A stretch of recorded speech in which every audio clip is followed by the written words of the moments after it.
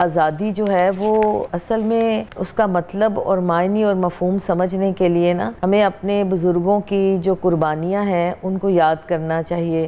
جو آزادی ہے کہ اس وقت ہم اس کو کیسے دیکھ سکتے ہیں، کیونکہ پاکستان ایک نظریے کی بنیاد پر قائم ہوا ہے، اور وہ نظریہ کیا ہے کہ پاکستان کا مطلب کیا؟ لا الہ الا اللہ۔ جب ہم لا الہ الا اللہ کہتے ہیں تو آپ تھوڑا سا اگر تصور میں دیکھیں کہ نبی مہربان حضرت محمد صلی اللہ علیہ وآلہ وسلم نے اللہ کے پیغام کو مکہ کی وادیوں میں لوگوں کو سنایا، تو وہ کیا کہتے تھے کہ قولوا لا الہ الا اللہ، کہ تم اس ایک کلمے کو پکڑ لو تو عرب و عجم تمہارا ہوگا۔ تو اگر ہم اس چیز کو اس کے ساتھ ریلیٹ کریں تو نبی کریم صلی اللہ علیہ وآلہ وسلم نے مکہ سے نکل کر مدینہ میں جا کر ایک اسلامی ریاست قائم کی۔ مدینہ جو تھا وہ پہلے یثرب تھا، پھر وہ مدینہ تو نبی بن گیا، ایک پاک جگہ بن گئی۔ اور اسی طرح جب برِ صغیر پاک و ہند کے مسلمانوں نے وہ خواب جو حضرت علامہ اقبال نے دیکھا تھا کہ مسلمان اور ہندو دو الگ الگ قومیں ہیں، جن کا مذہب الگ ہے، جن کا دین الگ ہے، جن کا